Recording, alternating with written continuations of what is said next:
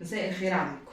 أنا النهاردة طالعة أقول لكم خبر مهم جدًا أنا خدته في حياتي، ويمكن الخبر ده يعني أهم خبر في حياتي وأحلى خبر في حياتي، هو قرار اعتزالي، وإن أنا قررت إن أنا أسيب المهنة اللي أنا باشتغلها، وإن أنا كنت مطربة، ويمكن القرار ده أنا ما خدتوش امبارح يعني، بالعكس القرار ده أنا واخداه بقى لي فترة كبيرة جدًا، ويعني يمكن إن أنا ما طلعتش أقول لكم الخبر ده لإن أنا كنت حابة إن أنا يعني أتكلم مع نفسي والناس القريبة مني جدًا، وهُم يمكن عارفين نفسهم، كذا شخص كده قريب مني، والناس دي دعمتني جدًا لمّا قُلت لهم على قراري ده، وشجعوني جدًا إن أنا أعمل كده. أنا يعني أنا ممكن أكون بابعد عن أكتر حاجة يعني اللي عرفته إن الشهرة هي أكتر مغريات في الدنيا، وإن دي يعني كترتيب هي أكتر المغريات في الدنيا الشهرة، وإن أنا أبعد عن الشهرة وأنتم أكيد فاهمين الشهرة والفنانين.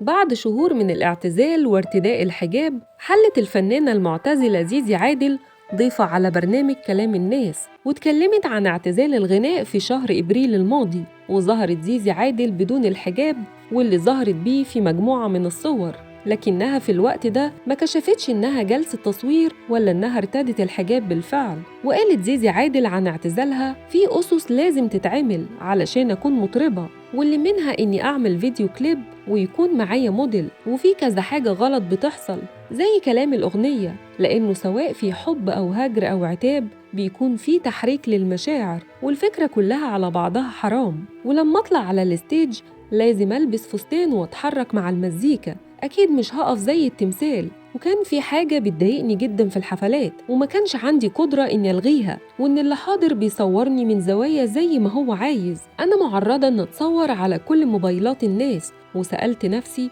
ليه أكون متاحة لكل الناس وعلى كل التليفونات؟ ليه ما كنش ست قاعدة في بيتي مش متاحة للكل؟ ممكن كل الناس تتفرج على صوري. فلقيت إني مش حابة أكون متاحة لكل الناس، وحابة أكون بتاعتي بس. وطريقة لبسي اتغيرت وحاولت أكون محتشمة، يمكن ناقصني بس الطرحة، وبدعي ربنا إني ألبسها. وكشفت الفنانة المعتزلة زيزي عادل حقيقة زواجها من داعية إسلامي وإقناعها له بالاعتزال. وقالت زيزي خلال لقائها مع الإعلامية ياسمين عز: قالوا عني إني اتجوزت داعية وهو اللي أقنعني إني أعتزل، وأنا معرفش ليه بيجوزوني كتير كده، ودي بشرة خير ويا رب أتجوز. بس ده ما كانش حقيقي، والاعتزال ما كانش ليه علاقة أبداً بالارتباط أو الجواز. قرار اعتزالي من عند الله، وحسيت وكأنه بعتلي وقالي: سيب الفن، وحاجة بتحصل بدون وصف، وكأن ربنا بيقولي: كفاية هزار، تعالي بقى ونعمل للي جاي. ومش صح الست تتحجب علشان زوج،